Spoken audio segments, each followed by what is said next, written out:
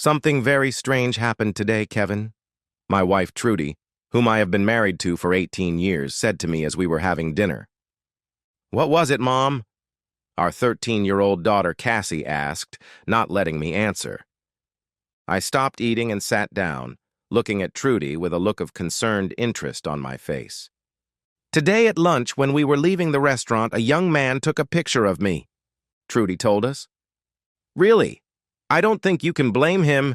You're a very beautiful woman and you dress very, I had to think to find the right word because Cassie was sitting at the table with us. Elegantly when you go to the office, and even more so in recent months, I replied casually and went back to my meal.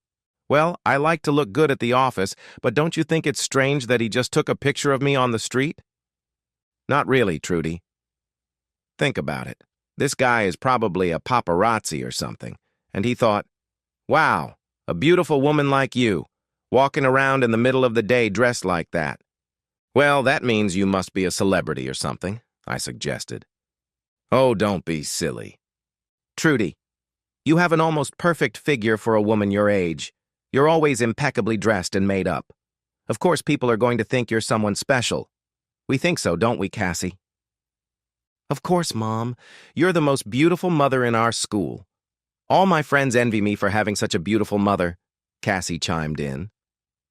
Oh, you're flattering me, Trudy said, blushing slightly with embarrassment.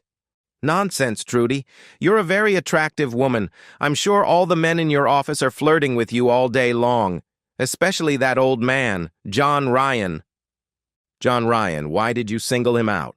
Trudy asked, blushing, I thought, to the color of a beet at the mention of Ryan's name, but probably only slightly, compared to how she had been before. Come on, Trudy. Everyone in town knows about that scoundrel. I glanced quickly at Cassie, not wanting to call him a scoundrel in front of her, but sometimes emotions get the better of me. Damn, his reputation precedes him. What reputation? Trudy, Ryan is a womanizer, a wolf. You know that guy has more girlfriends than anyone else in town. Yes, that's true, but how would you know? You don't even know him. You don't have to meet this person in person to know his reputation. Besides, that little jerk went to the same school as me, albeit in a different class. He has a string of romantic conquests, and he's not shy about bragging about them at the pub. You know, if I didn't trust you so completely, I'd be worried about you working at the same company as him. Trudy suddenly fell silent. I sincerely believed that if Cassie hadn't left the TV on in the living room, we would have heard Trudy's brain working. In a way, I had known about John Ryan's reputation for many years, and to be honest, I had some reservations when Trudy took a job at the same company as him 5 years ago. But since they supposedly worked in completely different departments, I calmed down a bit over time. Besides, Trudy was my wife and she loved me, she told me so all the time, so what was there to worry about? But on the other hand, when you have a wife as attractive as Trudy, there's always the possibility that some handsome guy might turn her head. And to be honest, I'm over 40, and although I keep myself in shape, I'm clearly past my prime, no matter what tricks I try to turn back the clock. I thought I was doing everything right. I sent Trudy anonymous bouquets of flowers to her office from time to time, but regularly. I sent her suggestive joke emails and cards, supposedly anonymous, and arranged secret dates, although I think she always knew it was me because I had to hire a babysitter in advance. But you know what I mean. I was playing the role of the silly, loving husband, like a teenager, so that Trudy, or anyone else, would think I wasn't aging as fast as I really was. I won't go into the details of our intimate life, but believe me, it was as regular and energetic as ever. I can assure you of that. But a few weeks before that evening, I got a call at the office from an old school friend whom I hadn't spoken to in years, but who, as I later learned, worked for the same company as Trudy. I never found out how Mark found out where I worked, probably through rumors. Hey, Kevin, buddy, it's Mark. Mark Willoughby, long time no see. God, Mark, where did you come from? I haven't seen you. I don't even remember how many years it's been, Kevin. But I saw you a few times when you picked up Trudy from the office. What? You work at Sangster's with Trudy? Not exactly, Kevin. I'm in a different department in human resources, but I saw you in the parking lot from my office window. Oh, you have nothing better to do than stare at women, I suppose. You could say that. We have some real beauties working for us right now. The thing is, Kevin, your wife is one of them. I don't like the way you said that, Mark. Relax, Kevin, don't worry, it's probably nothing. But you're an old friend, I just thought I should tell you. How about lunch at Feathers? What are you having? Mark asked when I approached him at the bar. Something better. What's this about, Mark? I asked, perhaps a little sharply. Calm down, Kevin, it's probably nothing. It's just…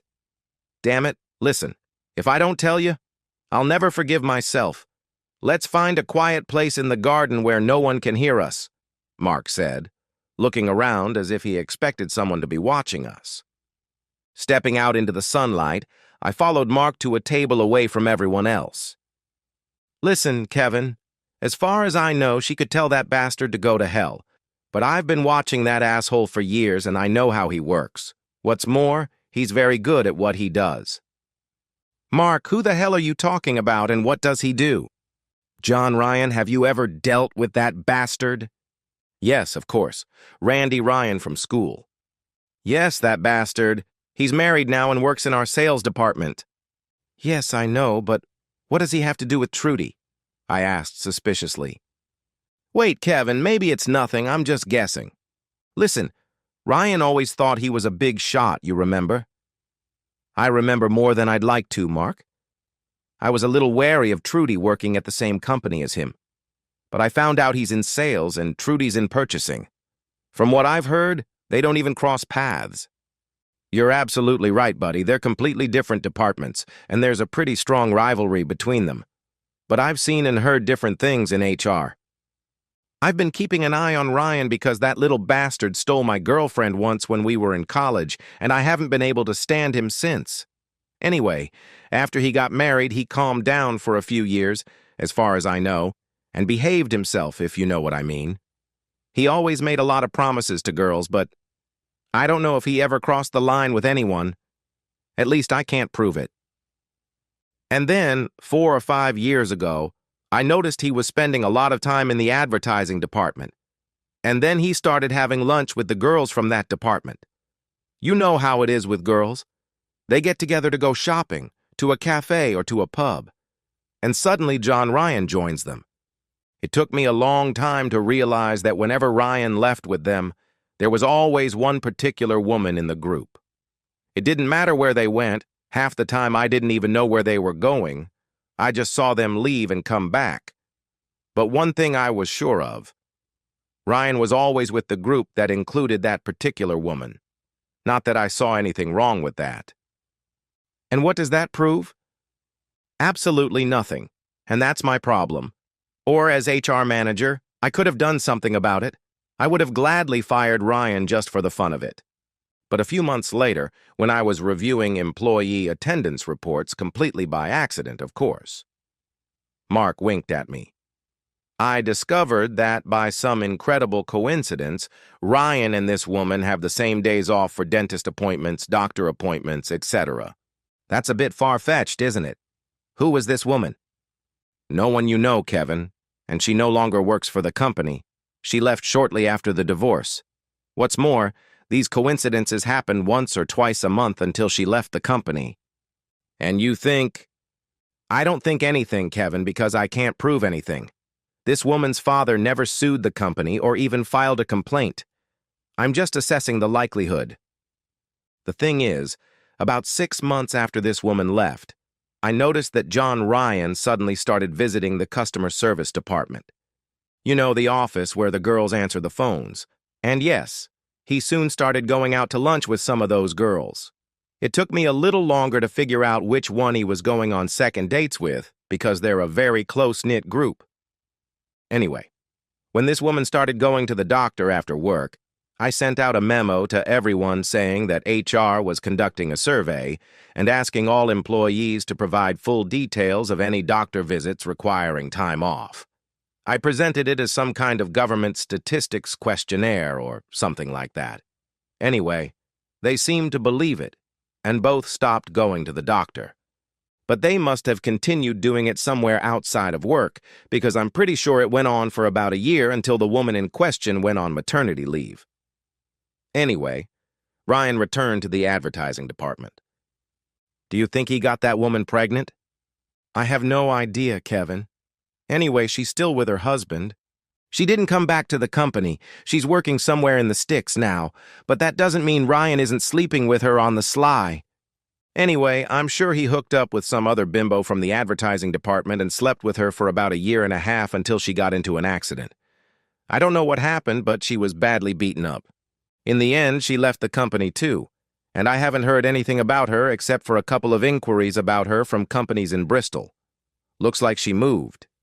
Interestingly, John Ryan was mugged around the same time she got into the accident. So, you're assuming... Never mind, Kevin. But what would you do if you were her old man? Fire the bitch? Well, maybe her old man just spanked her and forgave her. Anyway, that's the background. I wanted to tell you that John Ryan has been hanging around the purchasing department for the last few weeks. And if you don't mind, considering that your Trudy is the most beautiful woman in the department, if not the whole company, as an old friend, I thought it would be fair to tell you about the situation. Look, I'm not saying Trudy is going to do anything wrong, but John Ryan is a very handsome man. He's always been eloquent and very patient. I really think it would take a very special woman not to notice him, at least once. I don't know how he does it, but somehow he gets every woman he sets his sights on. I agree. We all thought Gina was in love with you at the time, I said, remembering the girl John Ryan stole from Mark.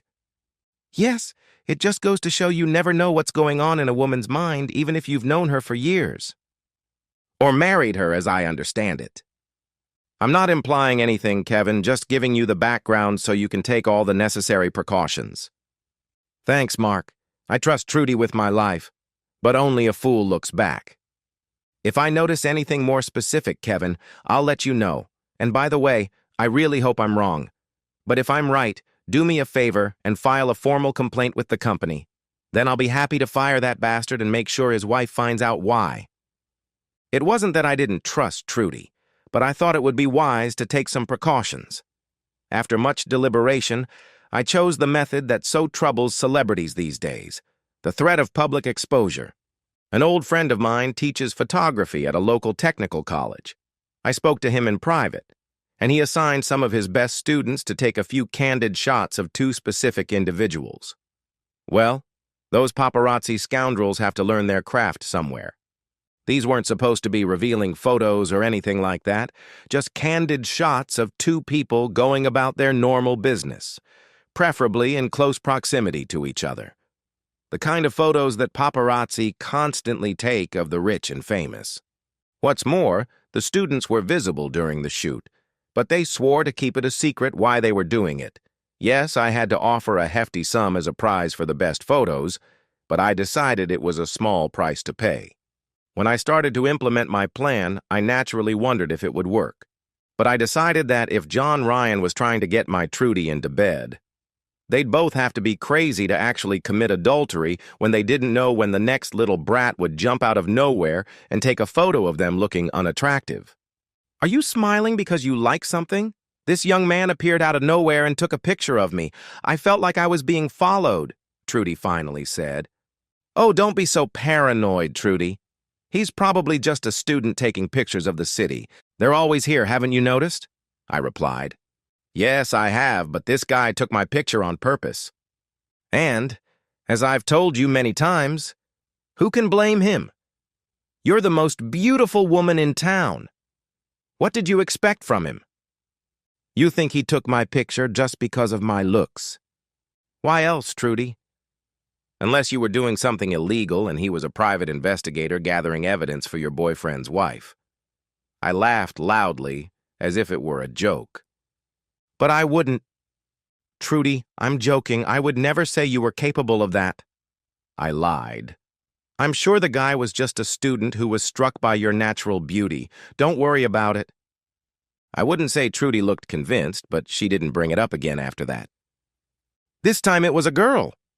Who? What did she do? I replied, pretending not to know. She took a picture of me when I was leaving the office lobby during my lunch break. I tried to ask her why she did it, but she disappeared into the crowd. It's just a coincidence, Trudy. I don't think so. I'm sure she was waiting for me. You're being paranoid, Trudy. I'm sure they're just students. I see them taking pictures all over town all the time. But they don't single you out and take pictures of you. Trudy, I'm hardly the object of anyone's fantasies, but you always look impeccable. I'm not surprised they want to capture you on film. Consider yourself lucky that some of these young people will probably be photographing the rich and famous in the near future. You can't object to them practicing on you, can you? They were at White Hart today. Who? The guys who were taking pictures. So what? Well, there was a whole crowd of them taking pictures in the garden. And you? No, not on purpose, not in the pub, but we were sitting in the garden at the time. I know we're in some of the pictures. Who are you talking about, Trudy? Well, the girls from the office. We went to the White Hart for a drink at lunchtime because it was Sandra's birthday. Ah, secret daytime drinking, huh? I replied humorously. Don't be silly, Kevin. You know we go out for a drink on our birthdays. Sometimes we all get together the following Friday evening to celebrate. And you're all going to get drunk this Friday with Sandra? Well, I was going to, but now I don't think I will. Why not? Oh, just one person at the office is annoying me a little. If he's there, I'm not going. I didn't take the bait and said nothing, but to say that this news was music to my ears would be an understatement. I had to assume that someone was John Ryan. But then, cynic that I am, I wondered. What if you've been set up, son? Maybe your loving wife suspects you of having an affair with those students with cameras and is now trying to cover for you, acting very cautiously and cunningly? Good question, right? The next morning, my friend Peter Phillips, a college professor, called me. Kevin, old man, I'd say something's definitely going on here. Yesterday at lunchtime, 4 of my students were at the White Hart. We go there every year and take pictures of everything we see for advertising. The hotel manager gives us complete freedom, and we give him all the photos he needs for brochures and so on. Anyway, there was a crowd of women from Sangster in the garden, celebrating a birthday or something. Your Trudy was with them. Well, one guy from their group started hitting on one of the students. He wanted to know why she was taking pictures of him. It's not hard to guess who it was. Well, he picked the wrong student. Sasha has a sharp tongue, and she told him he was damn lucky. Why should she take pictures of such an old miser? She was assigned to photograph the hotel, and if he happened to be in the garden, that was her problem, not his. What did he say? He couldn't say anything while he was talking to young Sasha, and one of the women from Sangster's group asked another student to take a picture of all the girls together. The young guy gladly agreed. Sasha noticed that 2 of the group, a guy and your wife Trudy, didn't want to be in the picture. They seemed very shy in front of the camera. Thanks, Peter. How are the kids doing with their assignment? Well, we already have about 100 photos. How long do you want this game to go on? Hell if I know, Peter. Do they know they're being photographed? I doubt it. I told the kids not to hide, but not to stand out too much either. I need to go in and see how you're doing. Those students are driving me crazy. Everywhere I go, there's always 1 or 2 of them taking pictures of me, and I'm sure they're singling me out, Trudy said as soon as I walked into the house that evening. Oh, yes. I spoke to Peter Phillips this morning. I called him because you were so worried. It looks like they have a few projects going on. They're doing a photo tour of the city for the council's tourism department, and another group is studying the locals. I bet they took your picture. But I'm not a local. Honey, you're the most beautiful woman in this city, believe me. Are you flattering me? No, it's true, and those young people probably noticed it too. Well, I like to look good. You always look gorgeous, my love. Anyway, there's another group doing advertising. Maybe that's who you saw yesterday at White Hart. Oh, I see. See, just a coincidence. Peter said he'd look through them all and send you copies of the ones you're in if you want. What? No, don't bother. I was just joking, Kevin. Tell Peter not to bother. Okay, sweetheart. I just thought you might be interested in seeing them, that's all. Yeah, right. Double bluff or what? Why doesn't Trudy want me to see them? Maybe because she's with John Ryan in most of them and she doesn't want me to notice? Maybe there was some truth in Mark's initial assessment. Maybe I was too late. Right after lunch on Friday, Trudy called me at the office. Kevin, I've decided to go out with Sandra and the girls to celebrate her birthday tonight. Is that okay with you? I was against it, but I couldn't tell Trudy that, could I? No, honey, just don't overdo it with the drinking. Do you want me to pick you up later? Well, that would be better than waiting for a taxi. But Kevin, if we go to the club, we probably won't want to come home until morning. You don't want to be up until 2 in the morning. What else am I supposed to do, baby? Lie in bed and worry. The world is so dangerous. Oh, don't be silly. There are always cops and bouncers around the club. At this time of night, there are even 2 security guards at the taxi stand. I'll be fine. Go to bed. See you in the morning. All right. If you insist, honey, I'll see you when you get home, and don't do anything your grandmother wouldn't like. You don't know my grandmother, do you, Kevin? No, but I hear your mother was quite a girl in her day, so behave yourself. Like I wouldn't. See you later, sweetie. Yeah, I was upset, but there was nothing I could do. All I could do was hope that Peter's students with cameras would tell me what happened that night, and maybe their presence would keep things from getting out of hand. I was sure they would be in town because the cash prize was too big for them to pass up. And at the club, well, 2 of Peter's guys worked there every Friday and Saturday night. They roamed around the club taking pictures of the patrons, and the photos could be purchased for exorbitant prices. Although that wasn't the real reason they were there, and the club didn't have a photo lab for them. They took much better pictures of the club's patrons than the surveillance cameras, and anyone who ended up on the blacklist. To my surprise, around 9:30, I heard the front door open and Trudy walk into the living room. You're early, dear. I hope everything's okay? I asked. No, everything's fine. I just didn't like it and decided to come home to my husband so he wouldn't feel lonely. That's very sweet of you, but I hope it doesn't mean I have to cut short my evenings with my friends. Have I ever stopped you from having fun? No, but I don't want to think you're cutting your evening short for me. To be honest, there was one girl there who was annoying me, so I decided to come home early. Now we're getting to the heart of the matter. Who was she? One of those girls you had a falling out with at the office? Oh, no one important. I'll deal with it myself. Is Cassie in bed yet? Yes, she's fast asleep. Maybe we should go to bed too. Sounds good, but I wouldn't call it early. Come on, silly. You know what I want. Maybe you should go out drinking with the girls more often. I can assure you that it was a long night. I was curious to find out what had happened, but unfortunately, Trudy kept it a secret. On Monday morning around 11, Mark Willoughby called me. Hey, Kev, I just did something really nice. I got John Ryan fired. Really? Why? What did he do? God, she didn't tell you. I thought Trudy had already told you. No, she didn't say a word. Well, would you believe it, sexual harassment of a colleague? And since she didn't tell you, I'll give you one guess who filed the complaint. Trudy?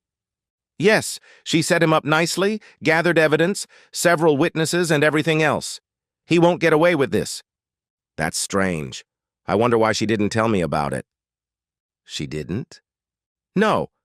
Trudy went out with the girls from the office on Friday, but she came home early and said someone had been bothering her. But she didn't say who. Wow, she didn't tell you about Friday night at the club? No, why? Did something happen? Well, judging by this statement I have here. On Friday night, John Ryan invited himself to a bachelorette party. One of the girls from the office had a birthday or something. Anyway, as I suspected, he'd been telling Trudy his old sad story for weeks. She tried to be nice, but he wouldn't take no for an answer. I think he probably took Trudy's politeness as an invitation. Anyway, on Friday night he crossed the line, and your Trudy knocked him out at the Starlight Club. Are you kidding? No, I have a video from the club's security camera showing Ryan getting too close to her on the dance floor. What did he do? I'm not entirely sure. It was pretty crowded on the dance floor, but Trudy and Sandra said they were kissing. I guess that saved Trudy from having to say that the bastard tried to grope her. Apparently, Trudy punched him in the face first, then kicked him in the groin. Security pulled her off him, otherwise she could have seriously injured him. Oh my God, what's going to happen now? Ryan was suspended from work this morning, and he'll be called in to see management after lunch. I don't think Ryan will be coming to work for a week. Senior management is very sensitive about sexual harassment in the workplace. But if it had happened in a nightclub? Yes, but Ryan was trying to flirt with Trudy at the office. I have a whole collection of explicit letters he wrote to her. And remember, he's a supervisor in the sales department, which means he's technically Trudy's boss, so he'll definitely be fired. It was an interesting turn of events, but I couldn't understand why Trudy hadn't told me anything about the situation. She should have confided in me. I decided that I would definitely talk to her about it soon. I didn't think it would happen that evening because we were going out to dinner with a group of friends. Cassie came along too because we had kids around the same age. Nothing formal, just dinner at one of the local pubs. We usually did this every 2 or 3 weeks. But, well, sometimes life is like that, and there's nothing we can do about it. After dinner, we went for coffee and so on in the garden, and the kids went to play on the swings and other attractions. We were sitting in the garden for no more than a couple of minutes when one of the wives turned to Trudy. So, True, how long have you been boxing? I think everyone turned and looked at this woman, wondering what she was talking about.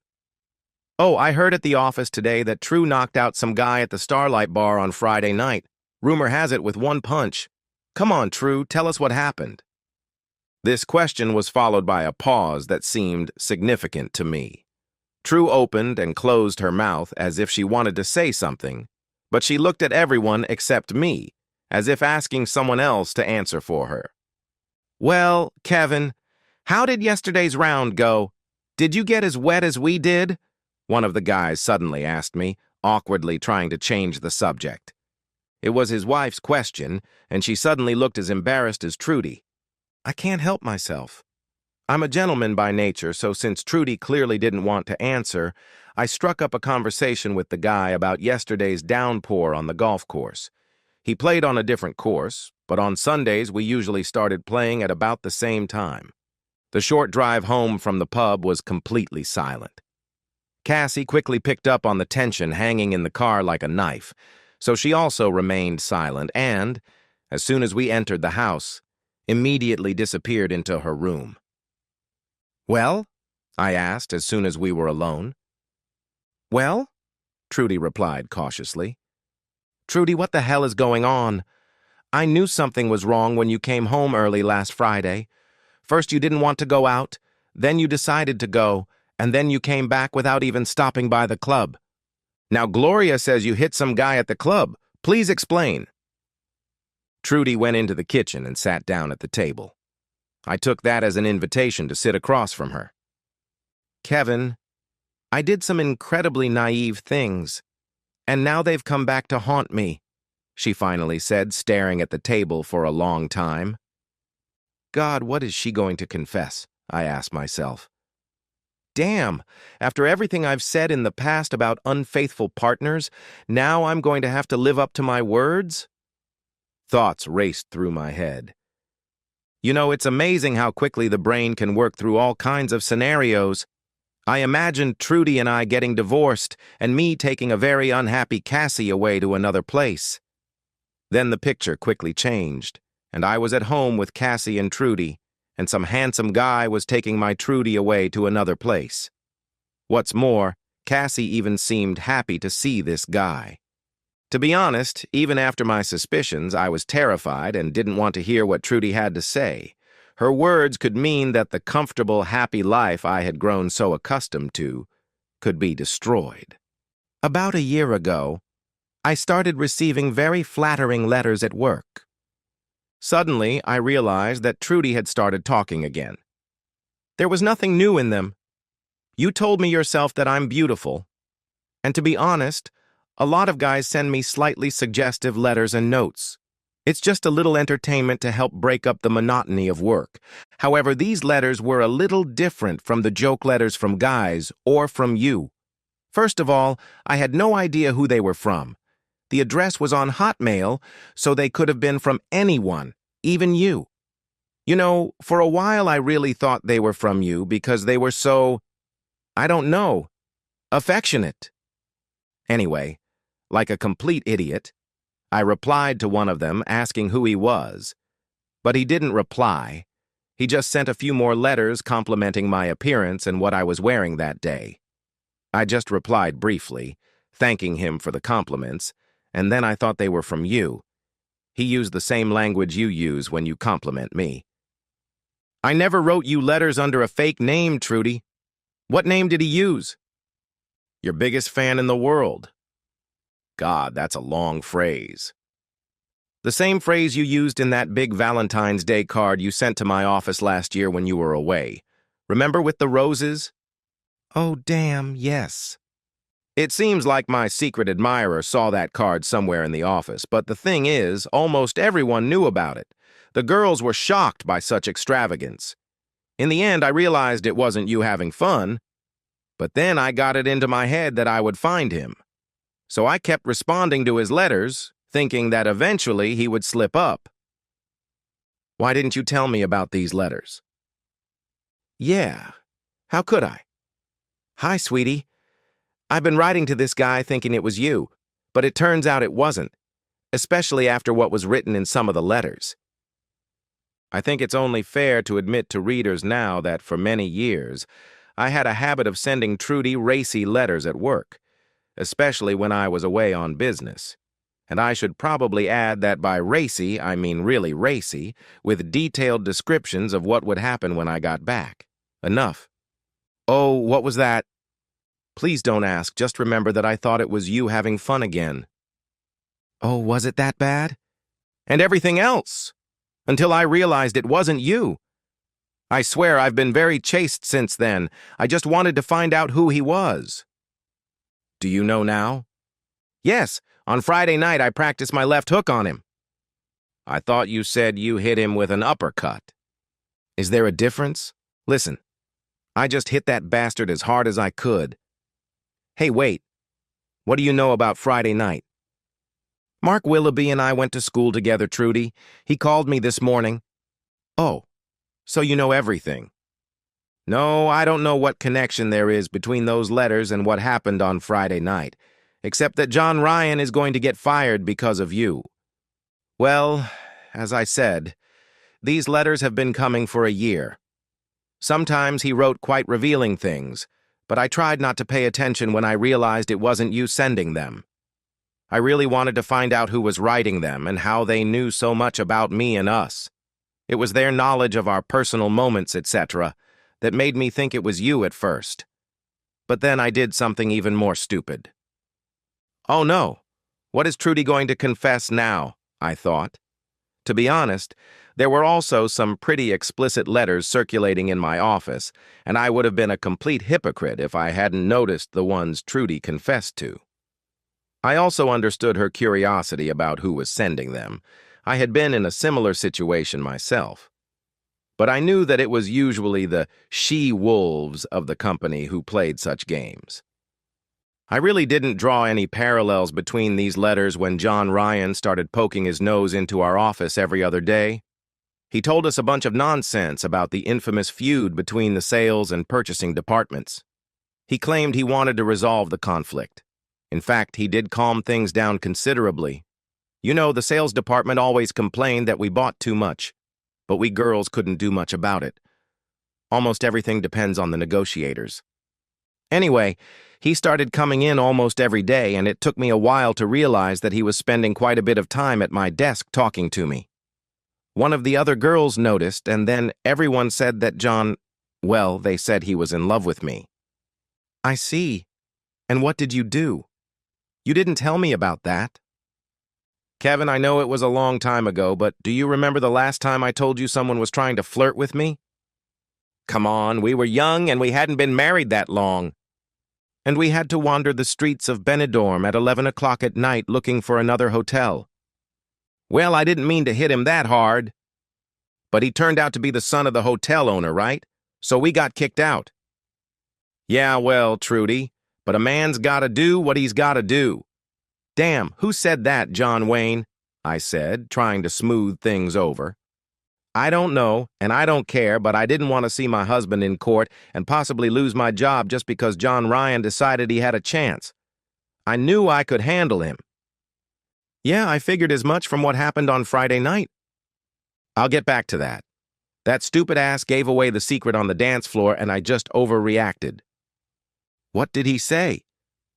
Hold on, Kevin. Let's take this one step at a time if we can. As soon as I realized John was trying to pull the old trick, I was polite and turned him down in no uncertain terms. But he responded even more insistently, and then one of the girls told me that she thought he had forced a girl from the advertising department to sleep with him. I thought, okay, buddy, if you're going to play dirty, I'll beat you at your own game. But I needed that jerk to propose to me in the office, and I needed proof. And what did you do? Well, remember that little voice recorder you thought you lost? Yeah, I bought a new one. Well, you didn't lose it, I borrowed it, but I couldn't tell you why, for obvious reasons. You left it in your desk drawer. I thought it was just a toy and you hardly ever used it. But after a couple of days, you noticed it was gone. Well, I like to play with my toys. Yeah, right. I spent weeks trying to catch that bastard and record him making some kind of indecent proposal to me. But then, wait a minute.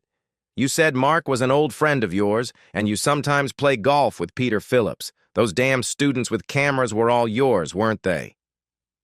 I was just making sure they didn't steal any more of my property, I was forced to admit. I should have your head, but it's nice to know you care. You do realize that John Ryan thought his wife was behind this, right? It completely ruined my chances of catching him in the office. He became almost paranoid. So what happened on Friday night? Raspberries. Sorry? Well, remember a couple of years ago when you went away for 2 weeks and I came to visit you for the weekend? Yeah, I think I remember. Which one? Trudy sighed as if to say that that weekend should have been etched in my memory forever. The weekend you went out for strawberries and cream and found only fresh raspberries. Oh yeah, well, they weren't as romantic as strawberries, but they were very fresh. And after that, you mentioned raspberries in your letters for a long time when you were leaving and I was coming to visit for the weekend. I'm not quite sure what you're getting at, Trudy. Until Friday night, Kevin. John Ryan showed up unexpectedly and had a few too many. He asked me to dance, but on the dance floor that bastard said he'd seen raspberries in a store and that we could sneak out and have some fun. Why did you beat him up? I thought you were going to record him. Kevin, we usually eat strawberries with cream. Ryan could only have found out that you replaced the strawberries with raspberries that evening if he read our private emails. When I realized that, I got very angry and beat the bastard up. From what Mark told me this afternoon, I learned that John Ryan's laptop had a list of almost all the company employees and their email passwords. That bastard read all the emails, especially mine. Oh yeah, Mark and the computer guy invited me to watch them delete all the emails John Ryan had saved on his computer this afternoon. Oh, some of the ones I wrote to you were pretty accurate. Don't tell me I was blushing like a crab the whole time. I don't know if that computer guy read the emails I sent to you or Ryan when I thought you were cheating on him. Anyway, he ran some special program and assured me that they can't be recovered. Unfortunately, they have to keep the letters Ryan sent me and my replies in case they're needed as evidence. I don't know how long I sat there going over all the information Trudy had given me in my head. To be honest, maybe I was thinking about where I could get some fresh strawberries at such a late hour. Life goes on.